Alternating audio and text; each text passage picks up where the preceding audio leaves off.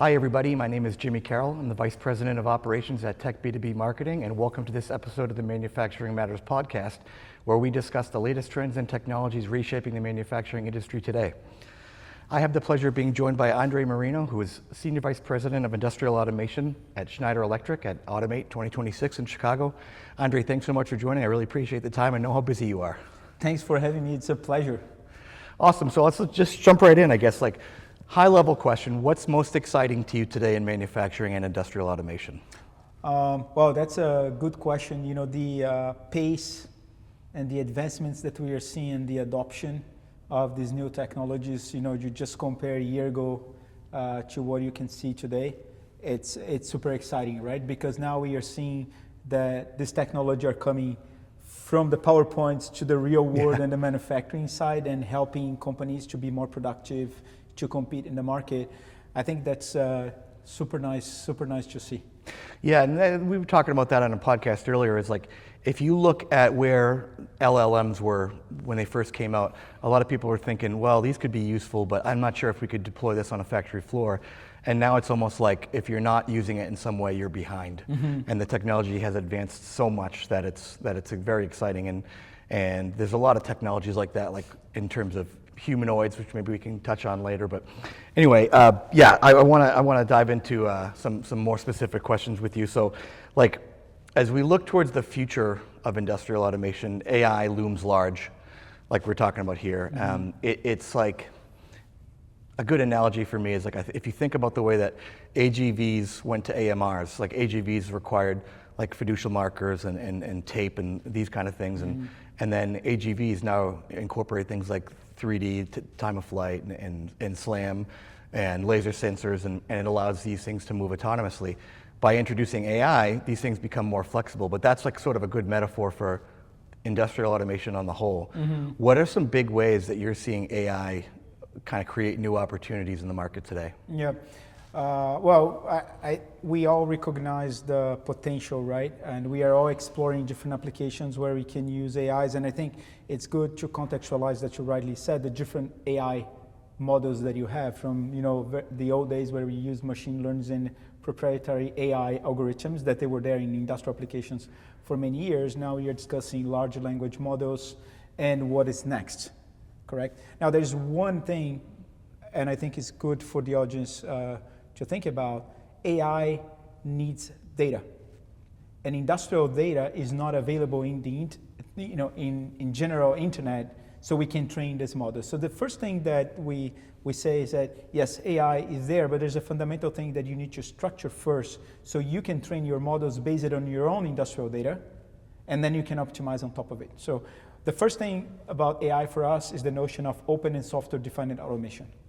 Right? Because if you continue to have silos of data, proprietary systems, and you have one robot here, and then you have one machine there, and then you have one PLC here, one PLC there, different softwares, will be super hard to harmonize this data, give context to the data, so then you can have your AI models, right?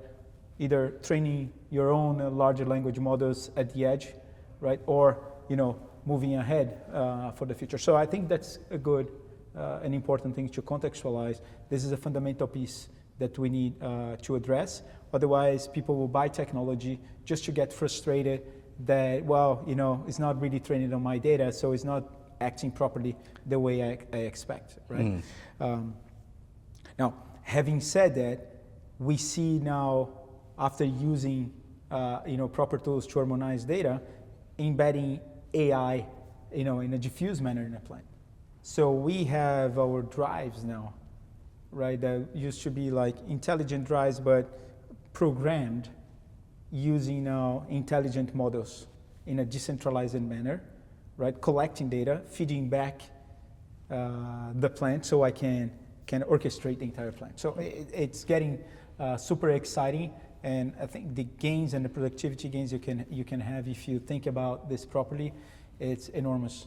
Oh, for sure. I mean, there's one thing I want to ask about that I think that you in particular, in your position at Schneider, would be almost as the perfect person to ask this type of question. And I went to the Schneider Electric Innovation Summit last November, and one of the topics that was most prevalent there was data center AI readiness, right? And to the point where I'm like, I said it on one session where there was this company that had created this technology that helped cool data centers with plumbing, and I'm like, I'm not thinking about plumbing innovations when I think about AI, but it makes a lot of sense, right? What for us to get, for when I say us, like U.S., North America, or the world really, to be ready for AI to continue to grow, like what has to happen on the data center level? Well, the AI factories, as they call it today, a data center, correct? There's the hyperscalers, the AI factories, because they are like huge facilities, right? We need them because they are actually the ones that enable us to run the AI models, right? And to train all these models. So in one side presents an enormous challenge for a society because they consume a lot of energy, right? They consume a lot of resources and a lot of money. So, there's a lot going on. And they also bring a lot of good things for the economy because there's multiple things that they activate in their value chain. But think about that. Because of these factories, we have one of the most powerful optimization engines that we ever had, which is AI. So we need them to go super fast so we can continue to develop these models, large language models, and other models that are coming, right, on the spatial world, in the world models and everything that is being developed now on the physical AI, which is a good distinction to be made. We also kind of compete for the same resources in the manufacturing side because the same energy that I'm powering a data center, I need the same energy to power a factory. Yeah. Right. And that's why we keep saying, hey, U.S. has this unique opportunity to develop a lot on the data center and be the leader there. But also we have the opportunity to reimagine manufacturing in the U.S. and grow manufacturing. But there's competing resources here. So we need to be super smart in how we optimize our installations and our plants so we can do both at the same time. Yeah. Correct? Yeah, it's a great point, right? Because I talked to Congresswoman Jennifer McClellan, who's part of a bipartisan group that introduced the robotics bill, and she said, "Hey, it's great. It would be great if we won the AI race with China, but not at the risk of running out of food and water. So we have to innovate not just on the AI side, but on the data center side and everything else as well. So it's something that doesn't get talked about as much that those facilities will need to innovate as well. And I heard a lot about that at your event, and it was very interesting. And if you allow me, Jimmy, we talk about that and we implement things that we are talking, right? So we believe that U.S. will not win adding capacity alone. Adding capacity, it is important. There's many things that we don't have enough capacity, even in the manufacturing side. But we also need to get better in modernizing what we have and be more efficient. Because you are way more efficient in capital allocation if you get an old asset and modernize it, and we can do it. And I'll give you an example. We have a factory in Kentucky, right, and in Lexington, and it is a 66-year-old factory. Now, there's a program from the World Economic Forum that recognizes the modern factories that are using technologies, smart manufacturing technologies, and they see a significant gain in productivity, in saving resources, and etc. And that factory was exactly recognized by the World Economic Forum as a lighthouse factory. So that's a very good example of getting an old asset, modernizing the asset to reduce a lot energy consumption. We reduce paper utilization by 90%. We reduce energy consumption by 24%. Drive significant up the uptime of the plant. So you can do this thing. So it's not like you do either AI or manufacturing. Yeah. If you are smart, you optimize what you have, right? Yeah. And that's what we keep saying. It's nice if you have a new plant, you can use the best of the technology or start from scratch, but also you need to pay attention to the 85% of small mid-sized companies that are out there in the manufacturing space in the U.S. We need to help them to adopt technology and modernize what they have. Well, that's a perfect segue into a question I wanted to ask you about in terms of, it kind of went into another conversation I was having earlier, is like in many lines of work, like downtime is few and far between. So like you only have certain weekends throughout the year where you might be able to implement some new system. How can these companies modernize without too much downtime? I think the answer for that is to create a digital basis of design. You can call it digital twin, or you can call it different names. But we do have an effective way to create a digital model where we can simulate, we can test things, we can train operators before we do any modification on the shop floor, right? So during Automate, we have in our booth, we are demonstrating that capability, which is, imagine you have a line, a bottling line, or whatever other line, and you have, which is common today, your customer, they are looking for a different product, and then you need to change the machine, right? In the past, like you said, you need to ship the machine, and then you change the machine, put the machine back. Now we can simulate everything in our digital twin, in our digital model, understand how it's going to work, ship only the parts to the shop floor, modify when we have a downtime on opportunity, and that's it. So the time to address these changes are like way less than what it would be if we don't have that capability of the digital model. That's a really good point. What are some other ways that manufacturers today are responding to this sort of growing need for more energy efficiency and these green initiatives? I would say it looks like simple, but everywhere you have an electrical motor, you have an opportunity to save energy, right? Just by doing basic adding drives and being more efficient there, and then you optimize the process, right? Because you optimize the process, you use less energy. Sometimes your process is not too efficient. You're running at the speed that you don't need, or you're just like wasting energy.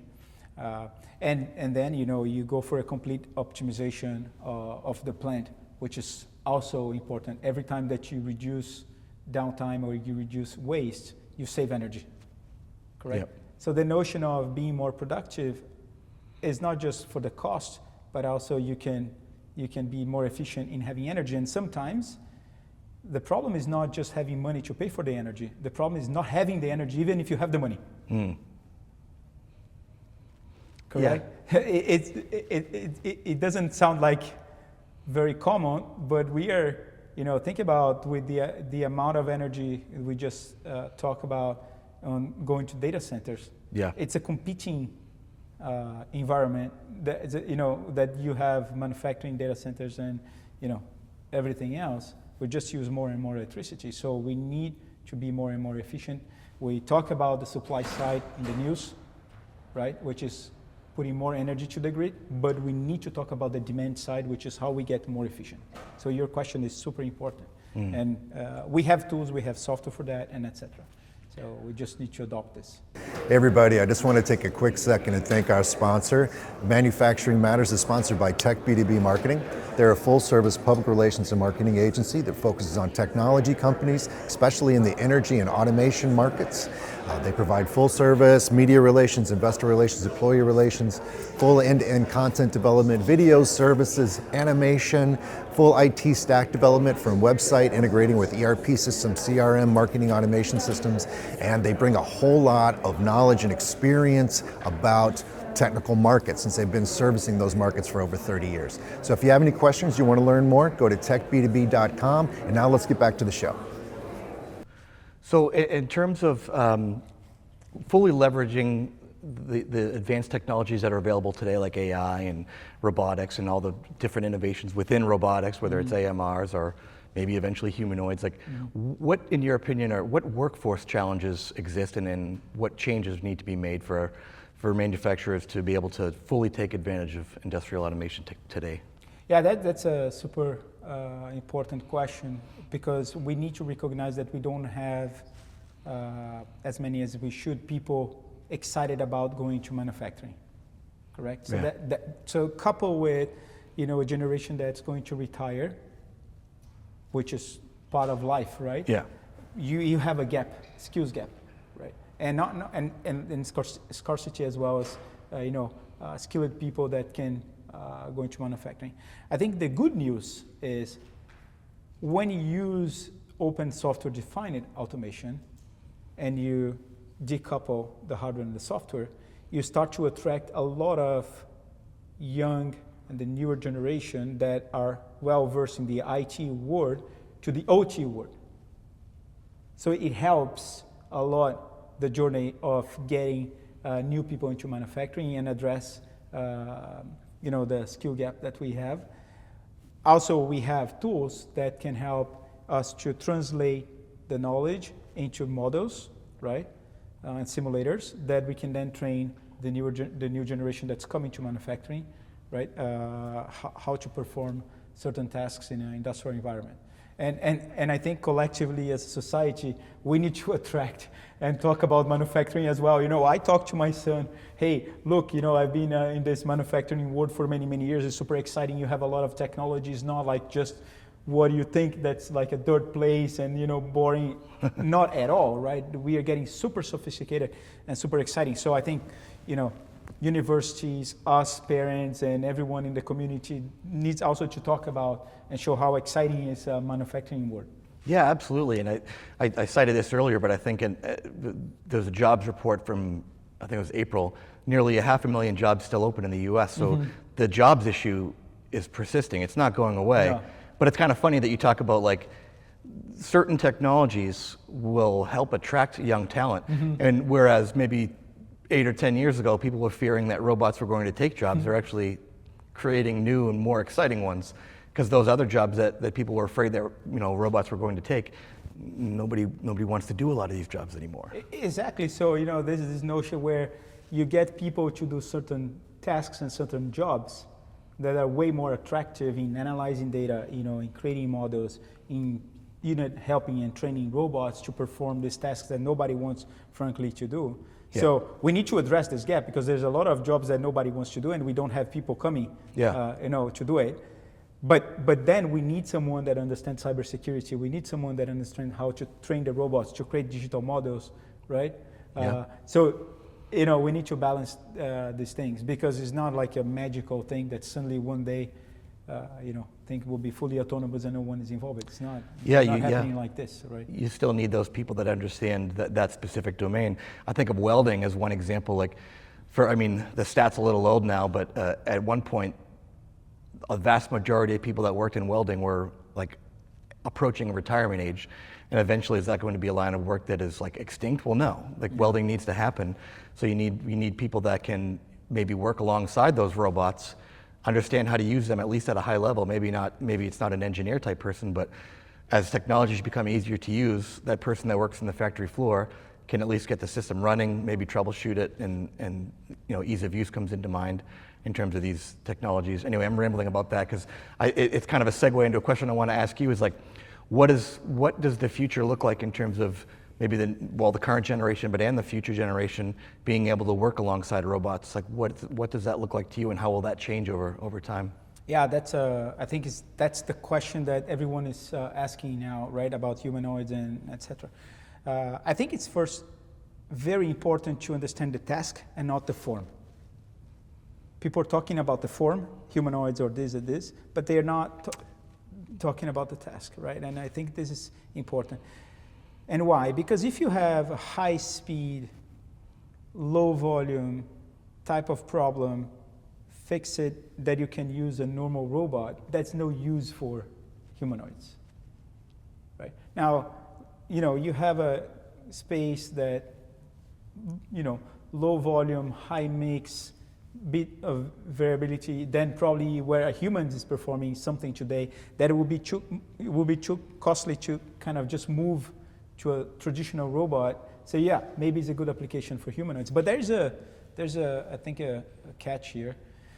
And I'm not saying that cannot be used.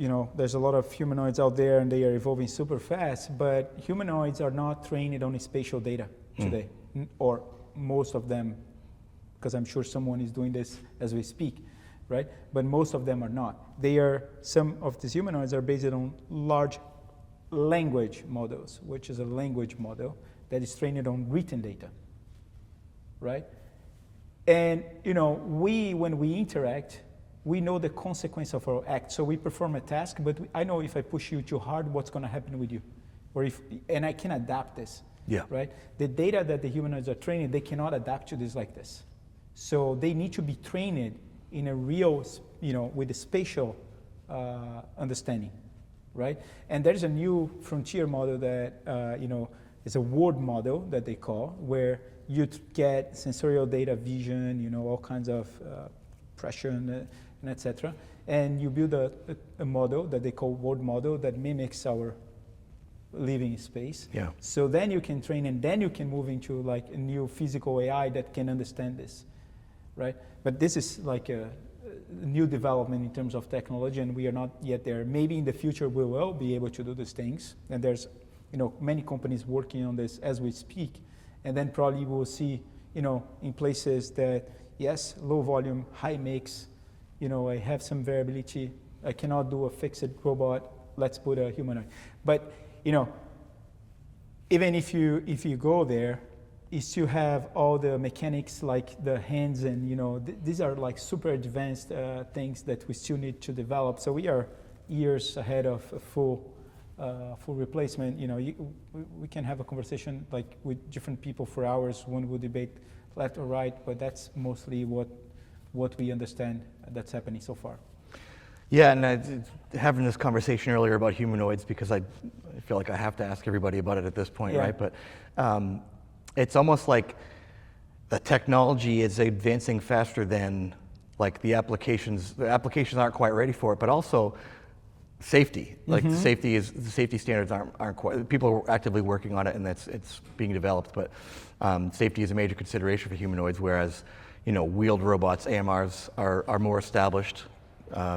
Well defined, and so that'll be interesting to follow, to see where the humanoids go, how safe they are, what certification they might get, both in the factory and beyond. Because somebody I was talking to not long ago who works at a robotics company was saying, hey, like humanoids might have their place on the factory floor, but what if you had one at home that could just like trim the hedges and mow the lawn and move things around and clean your pool? And I'm like, well, that's great, but how safe is it? Is it gonna step on my dog or kick my child, or you know what I mean? So like there's Yep. But it is very exciting. It's obviously a hot topic in the industry and something that everyone's going to be keeping an eye on. Yeah. Anyway, what's exciting for you guys here for Schneider? So like anybody that's going in the Schneider booth here, what's the first thing you're going to want to show them or talk about? Well, I think definitely the concept of open and software-defined automation. You will see the orchestration of an entire plant, right? So you see the electrical side of the plant, and people often forget because they see the automation, but there's a lot of electrical equipments and things going around that discipline.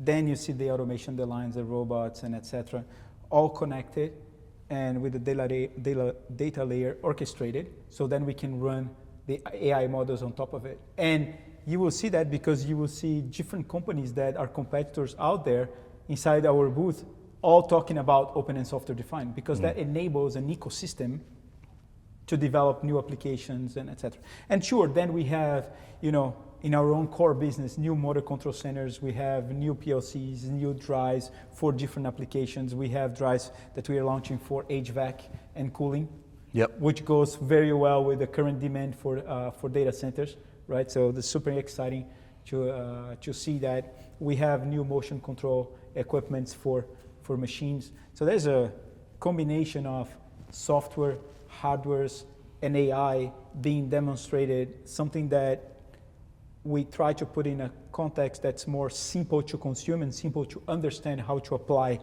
in a manufacturing side. Because I think one of the jobs that we need to all do is to demystify the use of technology and simplify the use of technology, right? And that's what we are trying to demonstrate in our booth as well. We call it smooth, right? Automation, which is essentially translating to easy to use, right? Easy to consume.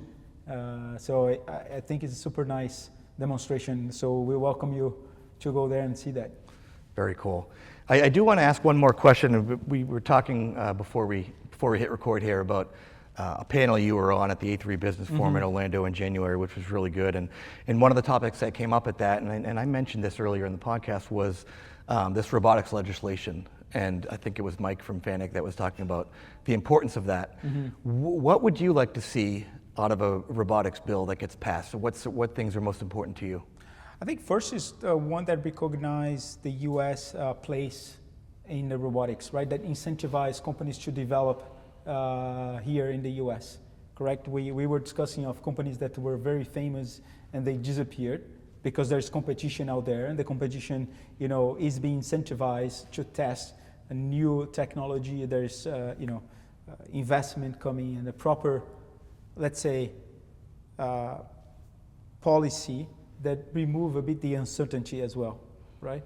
So I think it's a combination of predictability in the business side of the equation, plus incentive for the technology and the development of the technology, right? Yeah. And we discuss about universities as well. So there's a big academia, private sector, policymakers working together to bring more skills, to create a business environment that you can flourish and you can put capital, to develop.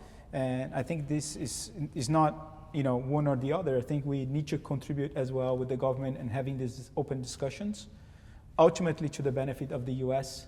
With a proper policy that incentivizes this ecosystem, right? Yeah, incentivize is a great word to use, right? Because it's going to be difficult for the U.S. to compete on a global scale with China otherwise. Yeah. Really. I mean, without that, it's very difficult, impossible. But what else haven't we covered that's exciting to you today that you might want to mention, that hot topic of yours, personal interests? I think my personal interest is how we get what is 85% of the manufacturing in the U.S. is small and mid-sized companies aware of this technology, and also that they get aware that they need to start adopting technology. Yeah. Otherwise, it's impossible to compete. Right. And what is positive but also challenging is that these technologies are creating a gap between those that adopt and the ones that are not adopting. And this can be putting, a risk to put you out of the business. Correct? For all the reasons we have just discussed here. So the productivity gain, the cost reduction, the access to energy, and et cetera, it's kind of imperative to the business, right? So that's what excites us, but also is a big task for everyone, is how we help this manufacturing base to perform better, right? The big corporate companies, they have access, they have capital, they are making their choices with a lot of more resources. So maybe good choice, bad choice, who knows? But they have knowledge and understanding. So I think, Jimmy, your podcast has a tremendous opportunity to help these companies, because you have a big base and audience to transmit that. They need to learn about these new technologies, and don't be scared, because it's not that difficult. We are trying as hard as we can to make it easy for you to apply and adopt technology.